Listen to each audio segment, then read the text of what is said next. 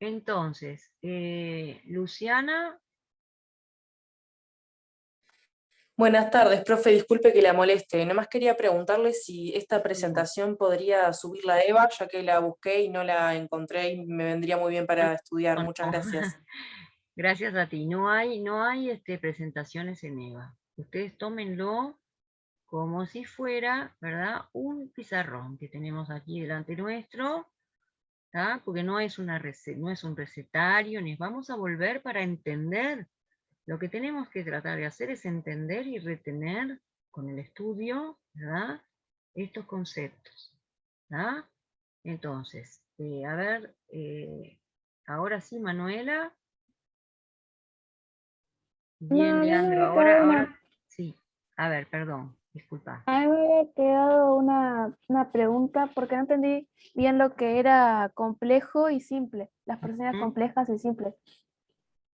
¿Algún compañero o compañera que quiera contestarle? Si retuvimos qué es entre percepciones, tanto sea impresión o idea, simples o complejas. Profe, hola, Y ¿me escucha? gracias. Ah, sí. La idea Quería, simple o la perdón. percepción simple vendría a ser, por ejemplo, el ejemplo que pusiste vos, una mancha roja, ¿no? O sea, que no como que no la podemos dividir, o sea, separar en partes. Es una mancha roja y ta, y ya está, es eso. Y después lo complejo vendría a ser como una manzana, que ahí sí la podemos, tiene como más contenido, la podemos separar en más partes. Yo qué sé, por Claro. ejemplo, las semillas de la cáscara, no sé, se me ocurre a mí que viene por ese lado, la semilla, la Hola, cáscara, perfecto. viene de un árbol, ¿no? Bueno, Bien, es un cuerpo, ¿verdad? ahí va, sí, sí. Varias maneras de, en la percepción hay complejidad porque hay muchos elementos que estamos captando a la vez. En cambio, en una mancha roja, bueno, esperemos que la manzana sea roja y no verde, ¿no? Pero quiero decir, la mancha verde se corresponde con la manzana verde, pero hay diferencia, ¿verdad? Entre que una sería una impresión e idea simple, la idea del color, ¿verdad? Que sigue a la impresión de ese color, y la otra me genera una cantidad de, digamos, puedo ver que hay varios elementos allí. Puedo percibir, mejor dicho, ver no sería la palabra, aunque percibir, ahí está. No hay una idea sola o una percepción, sea impresión o idea, sola, si yo percibo, ¿verdad? El color rojo, pero vinculado a otros elementos. Si lo percibo solo, es simple. Si lo percibo vinculado a otros elementos, es complejo. ¿Ah? Ahí está. No pueden dividirse, Tatiana, gracias. Es lo que dice la compañera Valeria, así que les agradezco mucho a las dos. No se pueden dividir en partes. Están, digamos, presentes a nosotros como indivisibles, y del otro modo hablamos de complejo cuando podemos reconocer partes. ¿Sí? A ver, María Cruz, que estaba desde hoy con la mano levantada. Profe, yo quisiera hacer una pregunta sobre la última diapositiva, cuando se habla del principio lógico de no contradicción y eso que no me quedó muy claro. Ajá. Bueno, a ver, aquí si alguien también quiere ayudar. De lo contrario, voy yo. ¿Sí? Ujú. Hablemos de la idea de color, de la idea de color, ¿no? Y de la impresión color. Estoy contestando al chat y esperando si alguien quiere responder con respecto a las relaciones entre hechos y relaciones entre relaciones, como dice Hugh. Si no, voy yo. Exacto, una mancha es algo más simple que una manzana, por ahí si seguimos entre lo simple y lo complejo. ¿Tá? Bueno, entonces les explico esto, ¿sí? Nuevamente. Relaciones entre hechos, ¿m? Tienen contenido empírico. ¿Por qué? Porque parto de la experiencia, ¿verdad? O sea, yo vinculo un hecho, percibo, ¿no? Que si hay fuego hay humo o hay calor, ¿m? Aunque, y tengo la costumbre de vincular estas cosas, por costumbre y hábito, y creo entonces en ello, Pero en el plano de los hechos, fíjense, vayan pensando en las consecuencias que tiene esto para la ciencia, ¿no? No hablo de necesidad, simplemente asocio por costumbre y por creencia. Es seguro que hay relaciones entre hechos más estables que otras, ¿verdad? Pero eso no implica que siempre vaya a ser así. En cambio, por eso cuando hablamos de ciencia y de los hechos, estamos siempre en aproximaciones y probabilidades, lo que podría ser de otro modo, aunque haya sido siempre así. En cambio, si hablamos de relaciones entre relaciones, si yo a nivel formal solamente admito que no puede haber contradicción entre esto que formulo, ¿verdad? El triángulo y sus tres ángulos. Porque ya en la palabra triángulo están contenidos los tres ángulos. Esa necesidad solo se da a nivel lógico.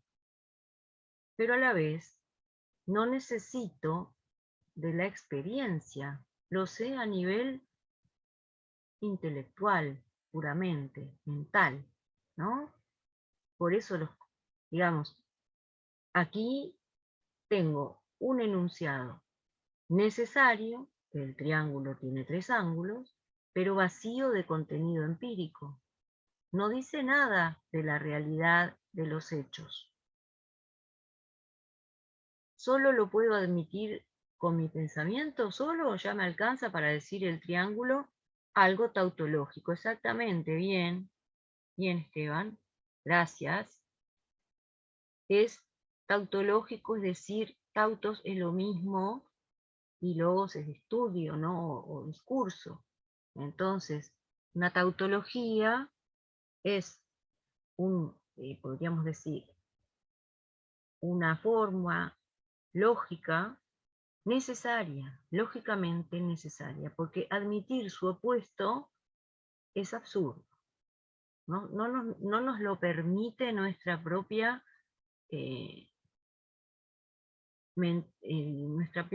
nuestra propia mente, ¿verdad?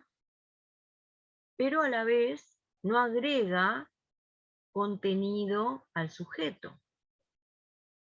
Por lo tanto,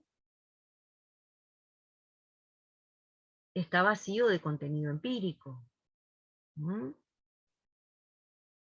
Por otro lado, tenemos en el plano de las relaciones, como decía, entre hechos, hay contenido empírico, es decir, amplían el conocimiento de los hechos, pero son probables. ¿De acuerdo? ¿Se entendió ahora para la compañera que preguntaba? Sí, profe, se entendió. Lo que quisiera como aclarar por último es que en las relaciones entre relaciones, digamos, no hay contenido empírico, pero sí lo reconoce como un conocimiento, como, no sé si la palabra sería verdadero, pero como aproximado a lo cierto, Lo que habla es de por lo más que no haya contenido No, empírico, claro, digamos. es cierto solo a nivel, es decir, no requiere de nuestra experiencia para admitirlo como cierto. Es innegable, es necesario. ¿Tá? Está perfecto, gracias por la explicación. Entonces, la necesidad se vincula con lo formal, la lógica, las matemáticas, la geometría, ¿no? En el plano de los hechos, de la ciencia de los hechos, no hay necesidad, hay probabilidad. Es probable que llueva. ¿Ah? Si yo fuera meteorólogo, probablemente tengo los instrumentos y la modalidad de observación para que la formulación de mi enunciado y la reiteración en la cual puedo basarme, ¿verdad? Tenga más, sea más acertada que la que decimos cada uno de nosotros en la tarde de hoy, ¿verdad? Por eso el conocimiento, acá está el problema de lo relativo y del objetivo, ¿no? De lo subjetivo, del objetivo, de cómo al hacer ciencia dejamos de lado nuestra percepción individual para, digamos, proponernos hacer un camino más riguroso, ¿verdad? Al responder sobre algo. No puede basarse en la repetición, en la reiteración solamente, aunque observando y experimentando puedo sacar conclusiones, pero eso no quiere decir que sean definitivas. ¿Eh? En cambio, 2 más 2 es 4, a nivel mental solo nos resulta definitivo. Son formas de enunciar también, de enunciar, enunciados, ¿verdad? Proposiciones. Profe, una pregunta, Sí, una espera un pregunta, poquito una que acotación hay ahí. dos, esperás un momentito, Dale, dale. que hay dos Sí, sí. compañeras con la mano levantada de antes, pero me interesa por favor todas las participaciones, así que les agradezco porque hacen también a la clase más dinámica y estamos pensando juntos, que es bárbaro. A ver, Micaela, Vale. no sé si Micaela, ahora tú mantener para poder hablar en un ratito que ya te damos la palabra. ¿Ah? Micaela, Hola. escuchamos. Sí, no entendí la parte donde dice ciencia, lo del método inductivo, no entendí Ah, desde la clase pasada. gracias, es importante Es- eso. Seguí, por favor, si querés. no, eso, no lo entendí, por qué usa el método inductivo. No es que usa el método inductivo, vamos a aclarar eso. A ver, Noelia. Profe, a mí me queda una duda en cuanto a las ideas simples y complejas, y porque, o sea, lo visualizo como que a partir de las ideas simples se integran mediante la memoria y la imaginación y se generan las ideas complejas, ¿o no está bien No, eso? no. Ahora vamos a la memoria y la imaginación, que también es bien importante. Yo me estoy anotando acá. Entonces, lo primero que pregunta la compañera sobre el método inductivo, ¿verdad? Y lo otro que tú preguntás vinculado a lo simple y lo complejo y memoria e imaginación. Vamos por partes, ¿sí? A Bien. ver, el compañero Junior acá, si quiere agregar algo o hacer su pregunta, y ya entonces respondo a los tres. A ver, No, profe, no, responda nomás, responda. ¿ya dimos de algún modo? Sí, responda la pregunta. Ah, bueno, respondo a estas dos. Bien. El razonamiento inductivo, ¿verdad? Las formas de razonar. ¿Cómo les parece que era desde el punto de vista del racionalismo? ¿Qué tipo de razonamiento reivindica?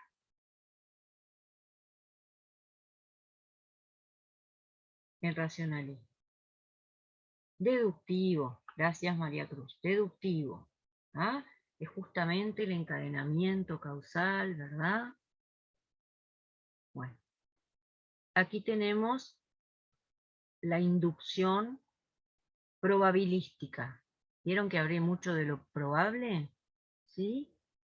No puse los tipos de razonamiento. Yo lo que puse fue que el método inductivo va a ser, digamos, el que, si nos basamos en la experiencia, va a ser el único que vamos a usar porque vamos a estar observando casos particulares y a partir de eso vamos a razonar, ¿verdad? De acuerdo a nuestros mecanismos de asociación también. Pero ¿qué pasa? Que desde el plano o sea, de la generalización empírica, ¿verdad? Sucede que puede haber casos que no vamos a observar, porque no podemos observar la infinitud de casos, ¿verdad? Entonces haremos, como se dice, ustedes lo sabrán, por la prensa o lo que sea, ¿verdad? Una muestra lo más abarcativa posible, ¿m? Que nos dé conclusiones para generalizadoras, ¿verdad? La tendencia de voto, en fin, lo que han visto, ¿no? En diferentes instancias, los trabajos que se basan en un número límite de experiencias para dar un pronóstico, ¿verdad? Y siempre contando con que ese número es significativo como para llegar a una aproximación. ¿Mm? Entonces, si nosotros, como él promueve, nos basamos solo en los hechos a través de la experiencia sensible, con la inducción vamos a tener siempre este problema, que no vamos a poder observar todos los casos posibles. ¿Mm? ¿Se entiende ahora? Hacemos inferencias. Entonces, ¿qué método utiliza él? Creo que no lo entender. Si nos basamos en la experiencia, el método es el inductivo. Ahí va. ¿Ah? Eso es lo que él, digamos, de alguna manera también advierte los límites del método inductivo, del razonamiento por inducción. Porque mi inferencia va a tener un tope si aparece un caso que la desmienta. ¿Comprendés? Bien. ¿Continuamos? Continuamos entonces. Es muy importante que ustedes hagan sus preguntas, porque de esa manera vamos dando cuenta de que entendemos, de que estamos presentes, de que estamos siguiendo la clase dentro de nuestras posibilidades, ¿verdad? Y eso ayuda a que no sea expositivo y les canse, ¿verdad? Para la atención que tienen que mantener, y lo entiendo. Así que con Hume tenemos un sujeto experiencial. Sujeto de conocimiento es un sujeto experiencial. Si yo voy a fundamentar el conocimiento de la realidad, de lo único que puedo conocer con certeza, ¿sí? Voy a partir de la experiencia y de la experiencia sensible. Esa es la única vía de conocimiento de la realidad, ¿no? Del mundo que está frente a mí. Pero además, no solo va a ser el fundamento, sino que va a ser la garantía y el límite. Más allá de eso no puedo hablar de conocimiento. Hablaré de metafísica, hablaré de otra cosa, pero de ciencia no. ¿Ah? Bien, entonces, percibo. Percibo de dos maneras. Tengo impresiones sensibles y su huella o copia, o impresión más o percepción más débil, que es la idea. ¿Cuáles son los contenidos de nuestra mente? Mind, ¿no? Así como él, ¿no? Los contenidos de la mente solo a partir de la experiencia. Después relacionamos y abstraemos y eso, pero es la experiencia la que es la fuente de nuestro conocimiento científico de los hechos. Siempre en el plano de los hechos. A ver, David, ¿te escuchamos? Profe, más o menos se me estaba formando una idea, o sea que de alguna manera podríamos decir que el pensamiento de Hume sería lo contrario, por decirlo de alguna forma, a lo que es Platón, que Platón planteaba las ideas innatas y Hume es más de la experiencia, ¿no? De lo que se puede conocer a través de la experiencia, ¿no? Más o menos así, ¿no? Y si nos vamos más cerca, ¿a quién se opone radicalmente? A Descartes. Por supuesto que el innatismo de Platón está muy lejos ya, pero también la base de gran parte del conocimiento, si es conocer es recordar, es decir, que ya tuvimos contacto previo a nuestra vida aquí y ahora, ¿no? A este contacto con la realidad circundante, entonces el innatismo se cae por su peso porque esta capacidad que tenemos de acceder al conocimiento de lo que nos rodea y de nosotros mismos, ¿no? Porque habla de lo interno, de percepciones internas y externas. Entonces, nosotros podemos acceder al saber, al conocer, siempre y cuando nos atengamos al mundo de los hechos. Y a ese accedemos solo por percepción. Entonces, fíjate que con Descartes, ¿no? Que erradica por la duda, ¿no? El ejercicio de la duda, los datos de la experiencia sensible, porque han sido fuente de engaño. Por eso sin la razón no podemos confiar en que hoy, bueno, como decía en la clase pasada, en otra clase, ¿no? Yo tengo frente a mí este vaso, la virome dentro del vaso, el vaso está con agua, entonces yo tengo la percepción de que el vaso de que la virome se quiebra, pero si no acompaño esa percepción de pensamiento, ¿qué pasa? Entonces, para Descartes, los datos de los sentidos son engañosos. Para Hume, no solo son fuente de nuestro conocimiento de los hechos, sino fuente privilegiada. ¿Mm? Y límite. ¿Ah? No sé si quedó más claro ahora. Perfecto, profe, se entendió clarito. Bueno, bárbaro. Seguimos. Entonces, este sujeto experiencial es un sujeto que percibe de dos modos, a los que llama impresiones e ideas. Las segundas son copias de las primeras se distinguen de las segundas por su fuerza y vivacidad. Las hay simples y complejas, las hay externas e internas, ¿sí? Y tenemos mecanismos para asociar. Acá viene la respuesta a la compañera que preguntó por la memoria y la imaginación. Nosotros percibimos en un orden las cosas, ¿no? Y la memoria conserva ese orden. La imaginación es más libre de combinar. Entonces se explica que tengamos ideas que solo están, de alguna manera, tienen que ver con mi capacidad creativa, ¿no? En el sentido de que yo puedo imaginar una montaña de oro. ¿Mm? Y yo puedo imaginar una sirena, un unicornio, ¿verdad? Pero solo por la imaginación es que puedo reunir estas inexistencias, digamos, ¿no? La memoria mantiene el orden con el cual yo he percibido las cosas. Sí, cómo no. A ver si alguien se anima a repetir para Jennifer. Mirá. A ver, espera un momentito. Profe, Ya Cruz tiene la mano levantada y Noelia quiere, a ver ahora. Sí. No sé si es sobre esto. Es A una ver. pregunta así sobre esto en realidad, pero Sí. no sé si alguien le quiere explicar lo anterior a la compañera o yo espero igual. Bueno, gracias. La memoria es más libre de combinar que la memoria es menos libre de combinar que la imaginación. ¿Noelia?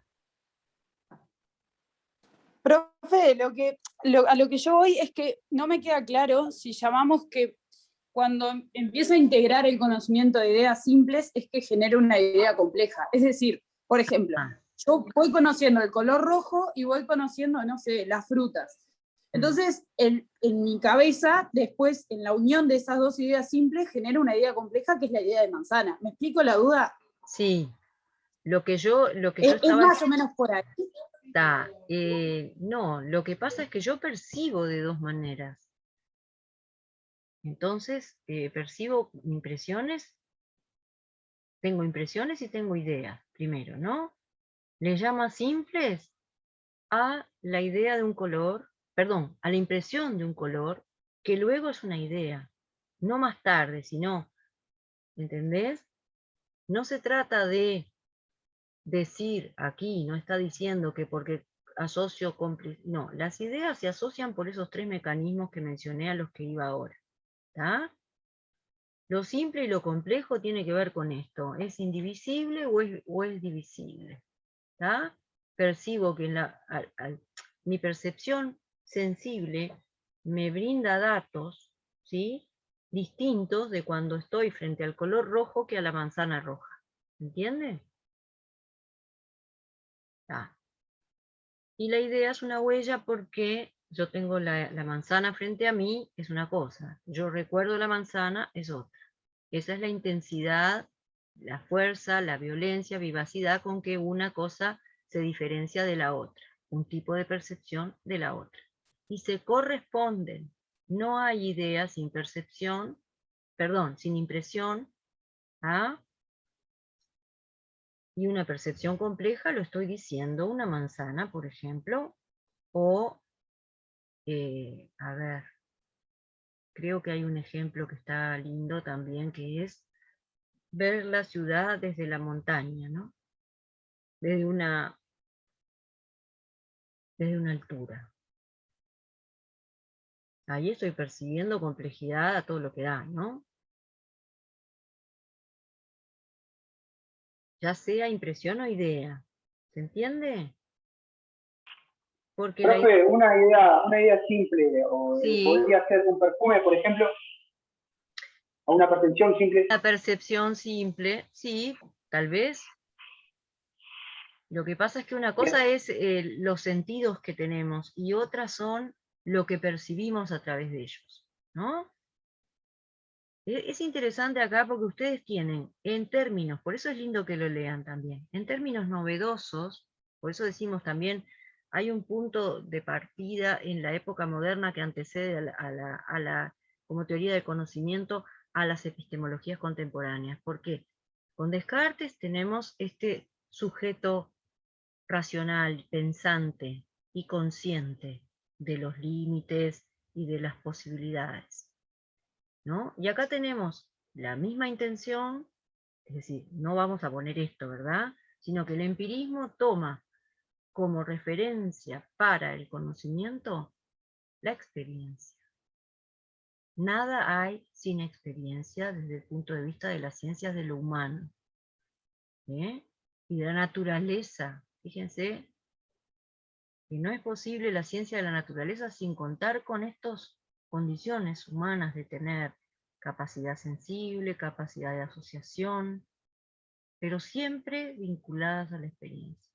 Y hablamos de ciencia de la naturaleza. Y la razón es un instrumento más, es un elemento más que está a favor del conocimiento, pero no es la fuente, ni la garantía, ni... ¿no? A ver, acá que la compañera había dado la palabra a otros, y le agradezco mucho la espera. María Cruz, a ver.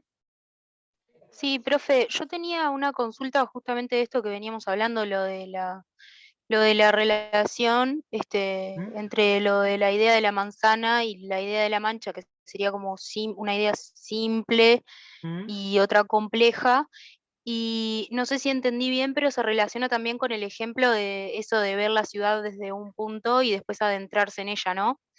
Mi pregunta es en Bueno, realidad, bien, bien, bien. Esperame un segundito que quiero decir esto, porque sí, ya me hiciste acordar de una experiencia, ¿no? No es lo mismo sí, caminar por las calles de París que recordar mi caminata, ¿no? claro. Exactamente, es Bueno, decir, yo lo hay que una quería diferencia preguntar era, entre una impresión y una idea, ¿no? A ver, claro, te escucho. sí. No, en realidad lo que iba a preguntar yo era si había como varias formas de combinar, por ejemplo, una idea compleja con otra idea compleja, o si siempre es una asociada a una simple y así. No, no, que las Porque creo que pone el posibilidades... ejemplo de las Ujú, sirenas y ese tipo de seres mitológicos que son como relaciones entre, por ejemplo, dos ideas complejas ujú, para llegar a una imagen, ujú. pero lo que no me quedaba claro era eso, de cómo se dan esas relaciones, y pueden haber varias combinaciones, y esa parte no me quedó como muy clara, por eso quería como preguntar sobre eso. Bien, él dice claramente que la imaginación combina con mucha libertad y con toda la amplitud, ¿no? O sea, no pone límites en ese punto, ¿no? Lo que dice es, más bien, está vinculando la condición de poder combinar a nivel de la memoria lo que hemos percibido de una forma que es, a ver, con respecto a lo de la imaginación, es más limitada, ¿no? Y también lo que dice es que nosotros cuando recordamos los sucesos en el espacio o en el tiempo, los recordamos cómo se presentan, en el orden que se presentan, se presentaron, ¿no? Esto es lo que él dice. Ahora, tratemos de concentrarnos en las consecuencias de este punto de vista filosófico, nociológico, del saber, gnosis, ¿verdad? Epistemológico. Porque es un sujeto epistemológico, por más que lo defina en términos psicológicos, fíjense cómo habla del ser humano, ¿no? Sentimiento, instinto, memoria, imaginación, vivencia, percepción, sensación, reflexión, claro, pero entre otras, ¿no? Creencia, hábito. Entonces, lo más importante de los principios de asociación, ahora voy para ahí si no tiene ninguna pregunta previa, ¿no? Dijimos, semejanza, somos capaces de establecer analogías y entonces parecidos, ¿verdad? Contigüidad en el espacio o en el tiempo, estos libros que están frente a mí, aquí en esta bibliotequita chiquita que tengo frente a mí, yo voy a conservar este orden en el que están cuando tenga la representación, la idea, ¿no? Tengo la idea porque tengo la impresión. Y conservar por cómo están dispuestos en el espacio, voy a conservar esta captación así, en el orden que está. No para siempre, ¿no? Por otro lado, está hablando de en el tiempo, ¿no? Que somos capaces de establecer asociaciones. Tenemos este segundo mecanismo que es la contigüidad, lo que tiene que ver con sucesos, ¿verdad?, próximos entre sí, en el tiempo. Y finalmente, el más importante, como decía hoy, esta tendencia o esta capacidad de asociar por causalidad, por causa y efecto, ¿no?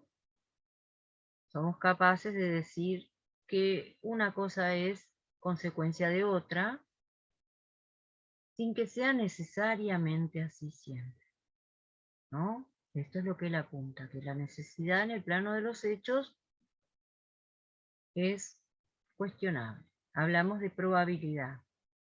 Por más que haya en el plano de nuestra experiencia algunas de ellas que nos hacen creer con más firmeza que va a ser así, ¿no? Pero el problema estaría en decir que siempre va a ser así y tomar por necesario ese nexo que solamente se vincula con nuestro mecanismo de asociación. Fíjense que acá se utiliza mecanismo, ¿no? Recuerdan que para Descartes el cuerpo es una máquina, ¿no? Un autómata, reacciones. Y acá se habla de mecanismo también. Solo por anotar alguna cosita. Entonces, de estas tres formas de asociar, en la que radica la crítica más importante, escéptica, desde el empirismo, es la de causalidad. ¿Ah? Porque entonces la relación causa-efecto sería arbitraria, ¿no? No sería necesaria, siempre.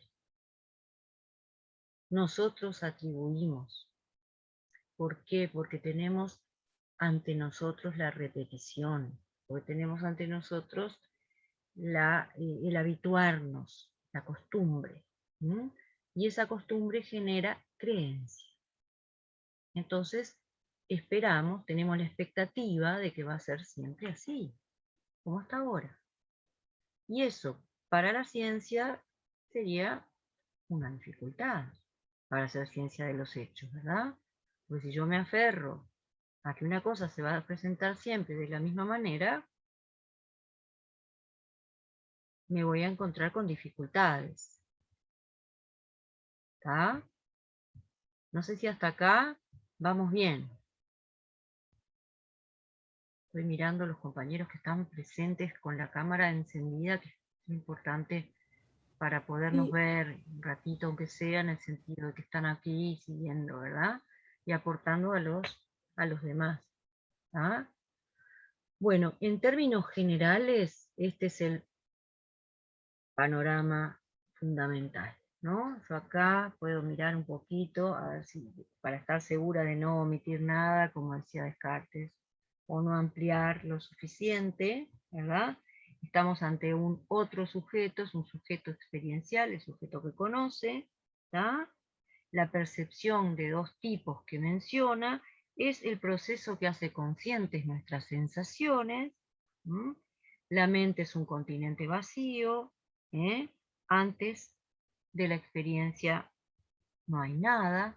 ¿Ah? Estamos ante un sujeto inteligente, ¿verdad? Pero sujeto al mundo fáctico, es decir, si quiero hablar de ciencia, hablo de ciencia de los hechos, la metafísica queda fuera, de que no tenemos experiencia y venimos hablando con Platón, con Aristóteles, con Descartes. ¿De qué conceptos les parece a ustedes que venimos hablando, de lo cuales no tenemos experiencia, son abstracciones? Ya dijimos algunos, ¿verdad? Él mismo lo dijo. Concepto del alma, Alma, alma, la razón, la razón, todo lo que son ideas innatas, Dios, perfecto, ¿sí? ¿Qué experiencia podemos tener? Sensible. Hablamos de experiencia sensible, ¿no? Del yo. lo que sería el mundo, lo que sería A el ver, mundo inteligible para Platón, obviamente. Ahí está, gracias. el A mundo de las todos. almas, el mundo de lo que todo es perfecto, todo. Claro, ese mundo ideal, aquí si nos vamos a guiar por lo que somos capaces de acceder como de seres humanos, ¿verdad? Que cuentan con esta serie de herramientas que son los datos, digamos que son los sentidos que nos aportan datos, ¿verdad? Del mundo real. Profe, ¿puedo una pregunta con todo esto? Del yo y de Así sustancia, que me quedo Hume, con esas dos para decir, sí. Así que Hume, Hume no creía en la existencia de ningún tipo de Dios, bueno, con todo esto lo que dijiste. él no niega esto, pero dice que no hablamos de ciencia, porque no tenemos experiencia sensible.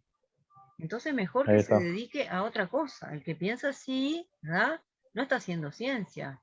Está metafísica, son otros planos que no le hacen más que de alguna manera confusión a las ciencias, ¿verdad? De la naturaleza, de los hechos. Claro. ¿Elena?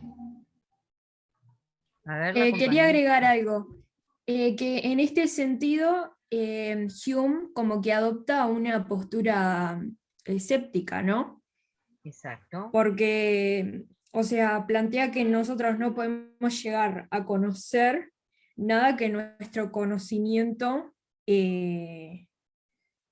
nada porque, o sea, nuestro conocimiento se agota en lo que sería la experiencia sensible. Entonces, si no está esa experiencia, lo otro es falso.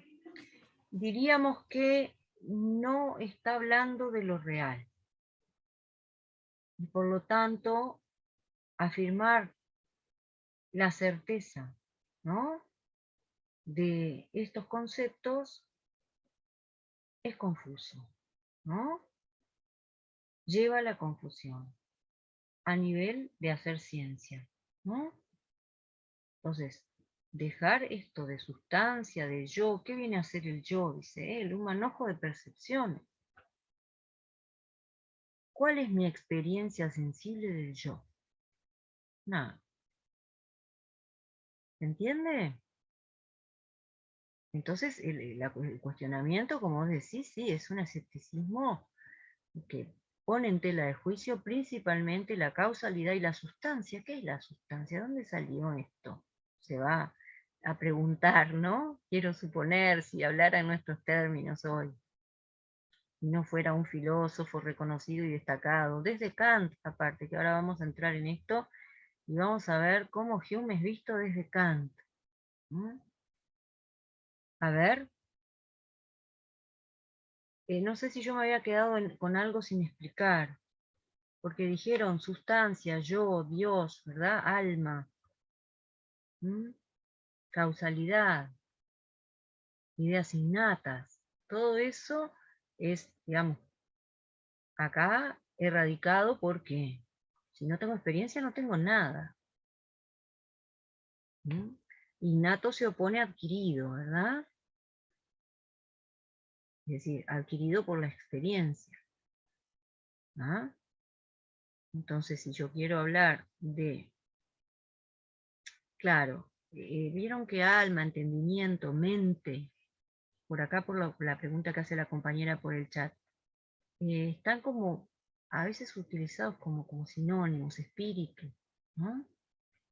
Entonces, de pronto, no importa sobre o cómo se refiere de pronto, sino qué es lo que está diciéndonos, atenernos a los hechos para hablar de los hechos. No buscar justificaciones más allá, ¿verdad? En ese sentido es que hablamos de ciencia para él. A ver, Liz, ¿te escucho? Tengo una consulta. David Hume dice Tenés algo que, acerca del espera un poquito, alma. espera un momentito. Se te escucha mal con una interferencia, capaz que con el volumen más alto la interferencia igual se supera. A ver. David Hume dice algo acerca del alma. Y lo que él dice del yo, por ejemplo, para quedarnos con esto, no en este plano de la percepción, ¿no? Yo no percibo algo como un yo. Tengo una cantidad de percepciones que hacen a esta idea del yo, pero no tengo el correlato empírico suficiente. ¿Ah? Percibo. Ser es ser percibido, ¿recuerdan? Eso lo dijo uno de sus antecesores, no lo dice él. ¿Ah? A ver, no sé, la compañera con la mano levantada, su nombre no lo veo. A ver. Sí. Sí, te escucho. Te escuchamos. Mariana es mi nombre. Mariana, sí. No, que me había quedado con algo que decía Hume sobre lo de el sentir, ¿no? El hecho en esto de las sensaciones, que si de repente una persona que tenía una discapacidad física, que podía ser auditiva o visual, no había podido incorporar esas sensaciones, esas vivencias de audición o de vista, no podía imaginarse, o sea, no podía existir una idea correspondiente a eso. O sea, no podía hacerse una idea a algo que no había experimentado, vivenciado. Ajá. Y de ahí como que no podía construir, ¿no? Claro, la idea que viene a eso, pero si en algún momento podía recobrar ese sentido que le falta. esas capacidades, ahí va, podía como, bueno, rápidamente, bueno, no sé si rápidamente, pero podías integrar el proceso. Exacto. Eso está en el pasaje aquí que lo destaca el compañero Rosas. Eso está en un pasaje del libro de Rosas, ¿verdad? Donde él justamente toma ese texto del color azul, ¿no? Cuando hace referencia, no sé si lo leíste de ahí. Sí, lo leí. Exactamente, o sea, ¿cómo sería, verdad, la ausencia de alguno de nuestros sentidos, si fuera, podríamos decir, desde el nacimiento, ¿verdad?, para tener ciertas ideas? Sí, no y ahí en lo del color me llamó, claro, me no llamó la tendríamos atención. idea de color si no tenemos la impresión de color, ¿no? Ahí Y la va. impresión se vincula directamente con la capacidad sensible. No sé si esto comentarlo responde a tu inquietud al respecto. Porque si hay algo allí que está, de alguna manera, estamos carentes, ¿verdad? De ver o de escuchar. Ahora, hay ejemplos maravillosos de la historia de las artes, ¿verdad? Que tienen que ver con la pérdida del sonido, ¿verdad? Y aquella construcción maravillosa de un autor musical que ya no escucha, ¿no? De Beethoven. Por ejemplo. Eso es la pérdida, ¿no? Esa es la pérdida de sin embargo, el retener, ¿no? Y el construir, de alguna manera, asociando sonidos, más allá de que esto no está en nuestro, ¿no? Pero solamente para pensar.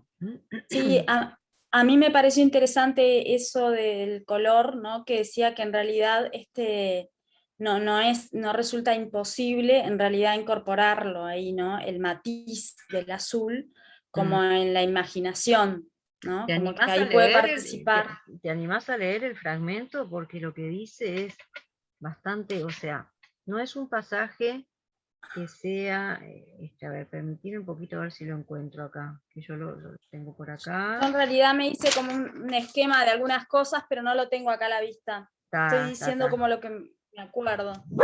Ahora lo leemos.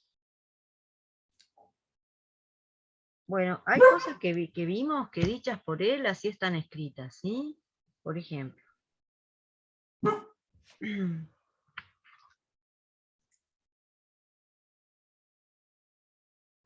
Todas las percepciones de la mente humana se reducen a dos géneros distintos que yo llamo impresiones e ideas. La diferencia entre estos dos géneros consiste en los grados de fuerza y vivacidad con que se presentan a nuestro espíritu y se abren camino en nuestro pensamiento y conciencia. A las percepciones que penetran con más fuerza y violencia las llamamos impresiones.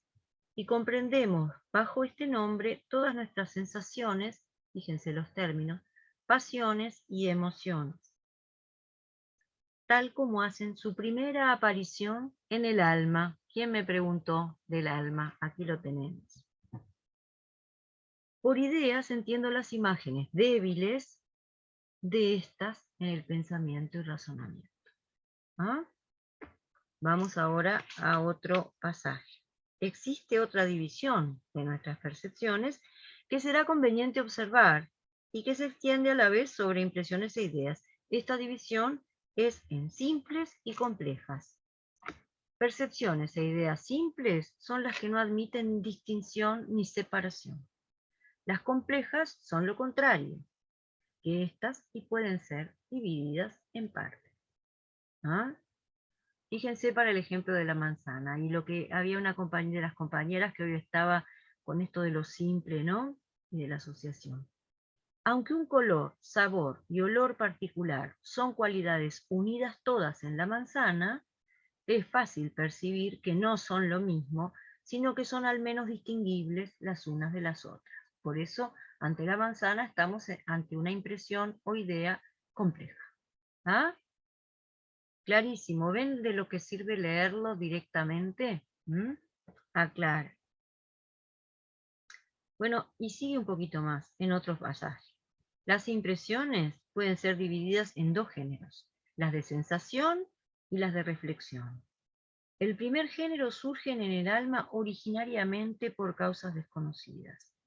El segundo se deriva en gran medida de nuestras ideas. Por eso cuando hablamos de reflexión, también hacemos mención a esta vinculación entre relaciones, ¿verdad? Así que las ideas derivan de las impresiones y son mutuamente correspondientes. Bueno, a ver si encuentro. Otra cosa que dice. Para pasarlo claro, para tener una idea de un objeto, de una cosa, tengo que tener primero una impresión. Sí, no es que sea exactamente. La idea, o sea, la idea en nuestra mente, en los contenidos de nuestra Es lo que mente, precede a lo que yo veo, a la parte de la experiencia que yo impresión tengo. sensible. ¿Ah? Parte de la impresión sensible. ¿Mm? Ahí está. El punto de partida es la experiencia sensible. ¿Ah? Bueno, es evidente a primera vista, dice, que las ideas de la memoria son mucho más vivaces y consistentes que la de la imaginación, y que la primera facultad, la memoria, nos presenta sus objetos más exactamente que lo hace la última. Pero la última, esto lo agrego yo, y está en otra partecita, es que la última tiene mayor libertad de combinación, ¿verdad? Dice, la función capital de la memoria no es conservar las ideas simples, sino su orden y posición. Así que nosotros conservamos, como decía yo, el orden y posición en el que se presentan las cosas. ¿Ah? Con respecto a los hechos y a las relaciones, ya hablamos, ¿verdad? Relaciones entre hechos o relaciones entre relaciones, y aquí está el punto de vista de lo necesario y lo contingente, ¿no? Bueno, a ver si encuentro el color que traía la compañera, que está importante. Ujú.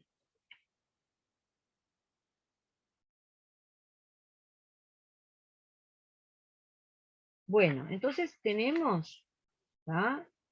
Con esta teoría del conocimiento un punto de partida bien diferente. ¿Ah? Bien diferente. Yo estuve haciendo extractos del libro de Rosas, sí, pero me fui salteando páginas, ¿eh? Bien. Acá está, pero es largo, ¿sí? Es largo el ejemplo del azul, y en mi edición está en la página 130. Vean la tapita, ¿no? Porque la portada del libro ha cambiado con los años. ¿Ah? Bueno.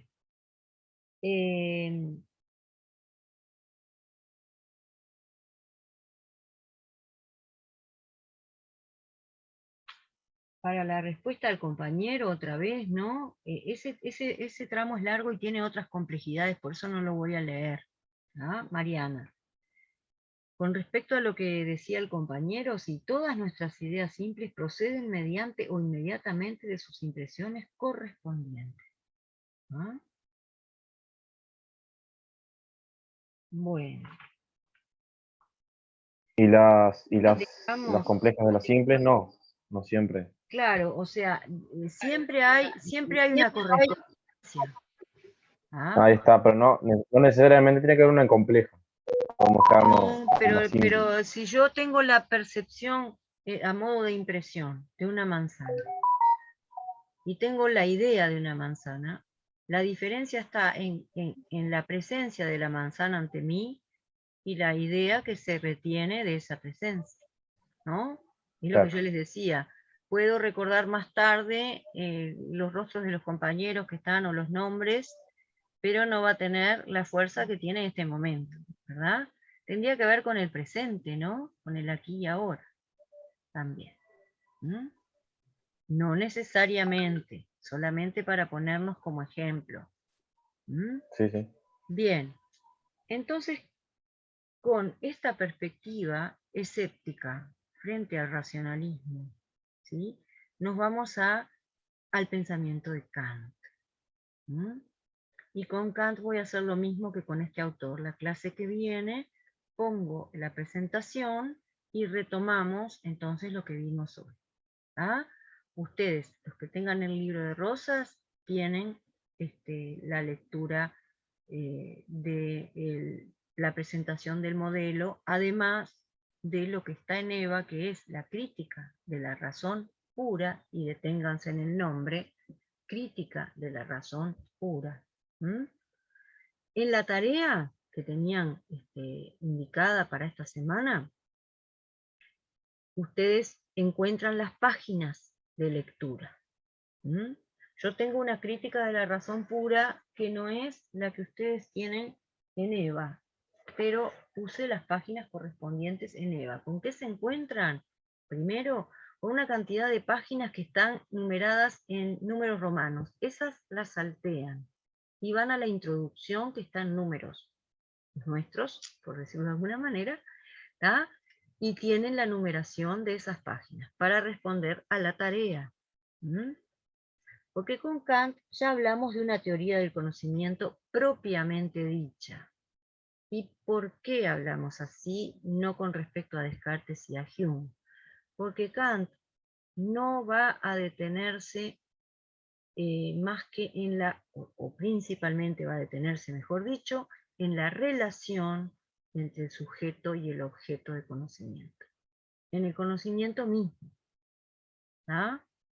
Por eso el objeto de estudio de esta teoría del conocimiento es el conocimiento mismo, y no tanto sus términos. Bien, tengo la crítica por acá, no sé si la tengo a mano, pero la idea es la siguiente. Vamos a introducirnos en otro importantísimo filósofo, nacido en Alemania, que desde Hume, según él, es Hume el que lo despierta de su sueño dogmático. Y cuando pensamos en algo que es dogmático, ¿en qué pensamos? ¿Qué es algo dogmático para nosotros? Algo incuestionable, profe. Algo que A no se ver, cuestiona. algo incuestionable, Ahí va. arbitrario, Una norma. una verdad Establecido incuestionable. como verdad.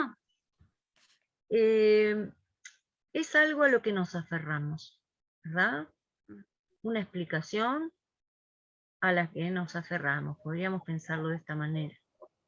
¿Sí? Creo que casi siempre es cultural. Bueno, está la tradición jugando un gran papel ahí. La sociedad Ahí está. también, nuestra condición social, de seres sociales, quiero decir, también, ¿verdad? La religión, vieron que hablan del dogma, ¿no? Bien, entonces, una verdad incuestionable es un dogma. ¿A qué se opone el escepticismo y la duda cartesiana? ¿Verdad? Lo que pasa es que él, Hume, lo va a despertar, según el propio Kant, de su sueño dogmático, que tiene que ver con el dogma racionalista en este caso. Por eso la crítica de la razón pura. El análisis va a ser de la razón, ¿ah? De la capacidad racional, y una preocupación fundamental. Tenemos también un nuevo vocabulario acá con Kant, ¿no? Un vocabulario que van a encontrar palabras como trascendental, trascendental. A ver, ¿quién pregunta tiene que ver con qué? ¿Qué es lo que tiene que ver con qué, Yadni? No sé. No, no importa, profe, ya Todo me perdí. importa, todo importa. Así vamos trabajando. ¿Ah? Entonces, habla de trascendental, ahí está, dogma racionalista, es decir, estaríamos entonces con Kant, con su formación, con la tradición metafísica de otros autores que menciona Kant, ¿no? Este periodo segundo periodo, fíjense que la crítica de la razón pura la edita con más de 50 y pico de años, y ya daba clases durante mucho tiempo en la universidad, es un profesor reconocido. Bueno, entonces dice que Hume lo despierta de su sueño dogmático, así como dice otra cosa que es metafóricamente muy interesante, que es el giro copernicano, la inversión copernicana. Dijimos trascendental, ahora vuelvo a lo que estaba diciendo antes, ¿no? A esto que acabo de decir, mejor dicho. Trascendental llama él a todo conocimiento que se ocupa, no tanto de los objetos, sino del modo de conocer. Este modo de conocer es el de un sujeto trascendental. Es decir, que el sujeto de conocimiento, el sujeto, va a ser formulado aquí en estos términos. Por eso habla de la inversión copernicana. En vez de que los objetos del mundo que nos rodea, ¿verdad?, estén girando en torno a este sujeto pasivo, sujeto de conocimiento, ¿sí?, va a ser desde ahora el sujeto el que opera en torno a los objetos. Es un sujeto activo.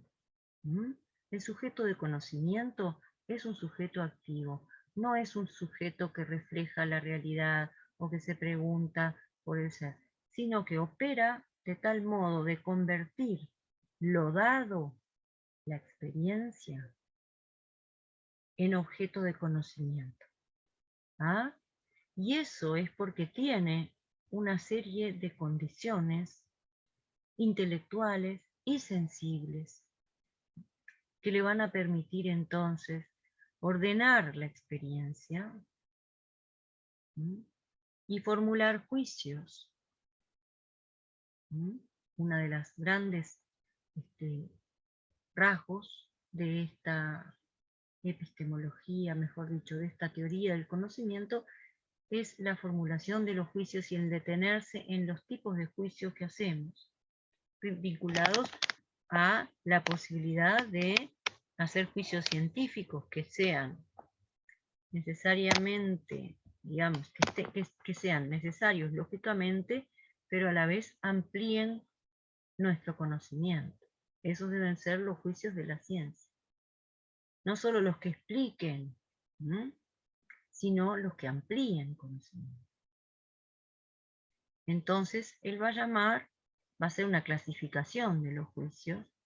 Primero entonces tenemos, vuelvo un poquito atrás porque es demasiado, un conocimiento que llama trascendental, a todo conocimiento de que no se ocupa tanto de los objetos como del modo de conocer.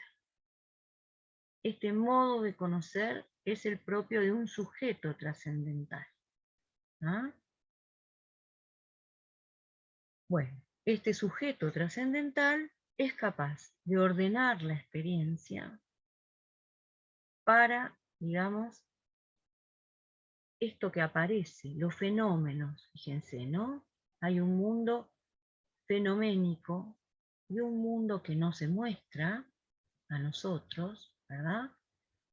Y nosotros contamos con un intelecto, que es el nous, ¿verdad?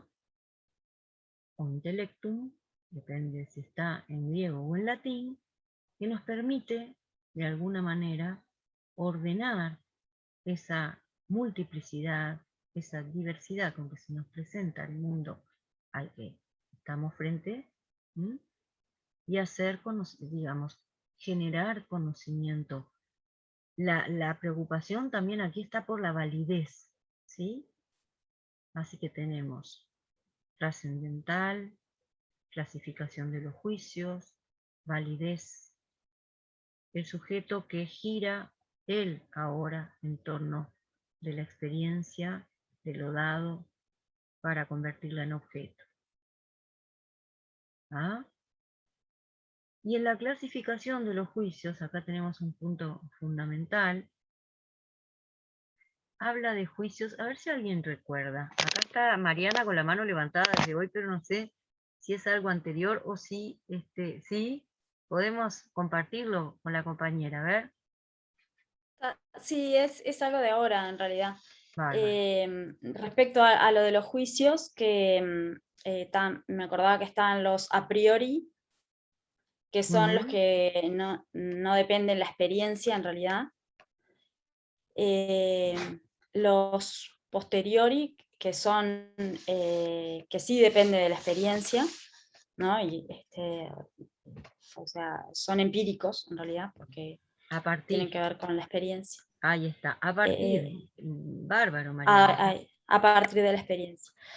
Los analíticos, que ahí no me quedó muy claro, porque sé que tenía que ver como con el predicado y que estaba como incluido en el sujeto, pero no Ujú. me quedó muy claro en realidad qué era lo que significaba. Después me acuerdo que estaban los sintéticos y los a posteriori, Ajá. que son como... Ahí vamos a ver, vamos a ver. Entonces Esos. tenemos estas otros, muchas gracias, estos otros términos, a priori, a posteriori. A priori, estoy hablando de los juicios, ¿verdad? A priori, por separado, ¿m? Quiere decir independientes de la experiencia, no innatos necesariamente, sino independientes de la experiencia. Como vimos hoy, un juicio a priori sería el triángulo tiene 3 ángulos. No necesariamente es innato, ¿verdad, María? Sino, María Cruz, sino que es independiente de la experiencia. O sea, a la sola luz, dirían Descartes, de mi intelecto, ¿verdad? No se me hace posible considerar su contrario, ¿no? Este tipo de juicio, independiente de la experiencia, es, en este caso del triángulo, es analítico. Le llama analítico. Es apodíctico, quiere decir necesariamente así, verdadero, necesariamente verdadero.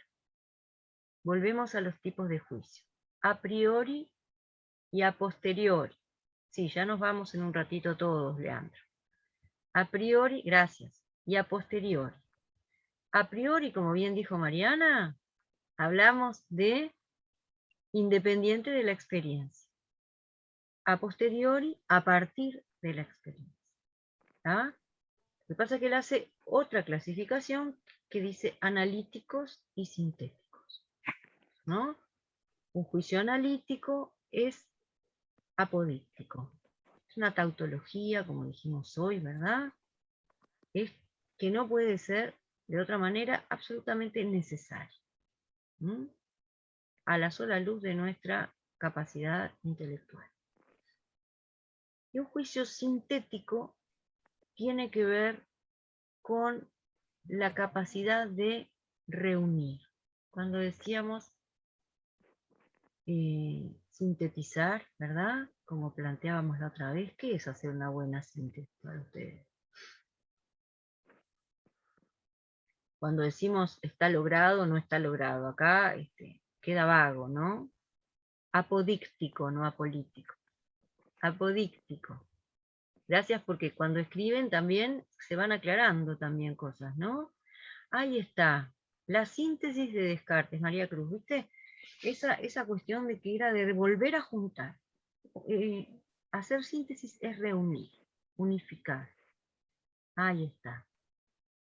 Entonces, conocer es sintetizar, es unificar. Y esto, lo que nos va a traer a nosotros a consecuencia, más allá de que me falta decir cosas de lo a posteriori y de lo sintético, ¿no? El juicio sintético, digamos, aporta contenido empírico por un proceso de síntesis a posteriori, ¿no? Pero no habla de necesidad. Otra vez. Entonces, él dice que los juicios de la ciencia, esto es importantísimo porque es lo que trata de demostrar o va a tratar de demostrar, no pueden ser más que juicios que tengan necesidad lógica y a su vez contenido empírico. Que digan algo de lo que sucede, ¿verdad? No trivial. ¿Ah?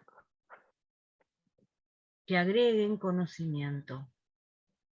Que agreguen conocimiento con un grado de probabilidad, podríamos decir, más, es decir, que sean más probables, ¿no? Que sea más probable, capaz que de esta manera nos entendemos de esta manera, ¿no?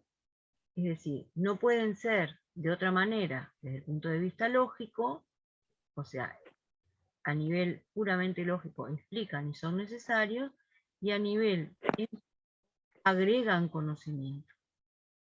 El contenido no está, podríamos decir, implícito en el sujeto. Y entonces ese juicio agrega. A ver, ponemos ejemplos como los pone él, puede ser. Todos los cuerpos son extensos. Parecería que ahí, en el concepto cuerpo, está la extensión. Pero si yo digo todos los cuerpos son pesados, parece que tiene que intervenir la experiencia para que yo haya constatado el peso. ¿Ah? Entonces, en el primer caso, podríamos aproximarnos a decir que en el concepto cuerpo está contenido el concepto extensión. Por lo tanto, este juicio no, digamos, no agrega conocimiento, porque ya está contenido en el predicado. El triángulo tiene 3 ángulos. Mientras que en el otro caso, estamos hablando de que interviene la experiencia para hablar del peso de los cuerpos. Los juicios de la ciencia deben ser los sintéticos a priori. Es decir, los que amplían conocimiento, pero son necesarios. Y hasta aquí llegamos. Cuando vayan a la tarea, tienen la consigna más las páginas. Ustedes en el parcial no van a tener las páginas, van a tener las preguntas en todos los temas que vimos hasta ahora, ¿verdad? Así que si les parece, vamos dejando por aquí. Yo tengo otro libro acá que capaz que lo puedo subir, pero tengo que hacer el escaneo, que es una lección de Manuel García Morente, que es un gran traductor de Kant, y ahí ustedes pueden ver, gracias Gonzalo, y gracias a todos los que van poniendo su apreciación, que nos quede claro para ir a la lectura o para venir de la lectura y aclararnos en clase. Esta es la razón de tener estos encuentros por Zoom, ¿no?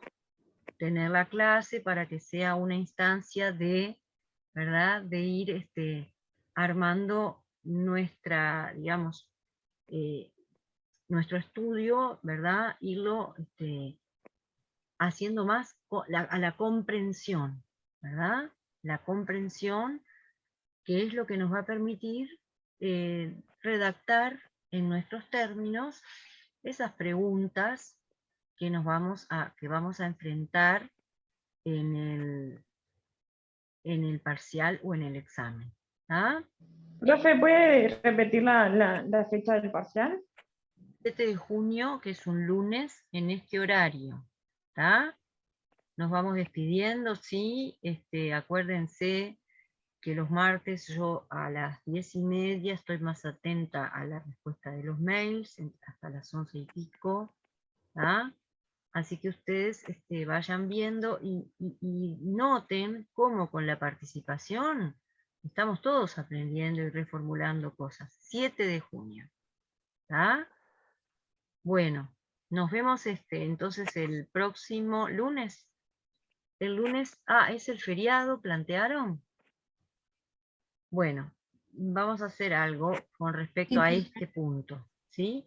En la siguiente clase vamos a entrar en neopositivismo, empirismo lógico, neopositivismo o positivismo lógico se denominan igual, y acá tenemos los representantes del Círculo de Viena, que es lo que vamos a estudiar, Pero entonces con Kant lo que voy a hacer, el feriado es el lunes que viene, tienen razón, por eso sigan las clases grabadas, no digo que esta, sino las que están y las que pueda subir con este contenido. Si es esta, mejor, pero a veces demoran, porque esto lo tengo que bajar, lo tengo que mandar a medios, y medios lo transforma para que vaya al canal de YouTube de facultad, y ahí yo pongo el vínculo en EVA, ¿de acuerdo? Neopositivismo tienen a ayer, ¿ah? Lo que no está en las páginas todavía.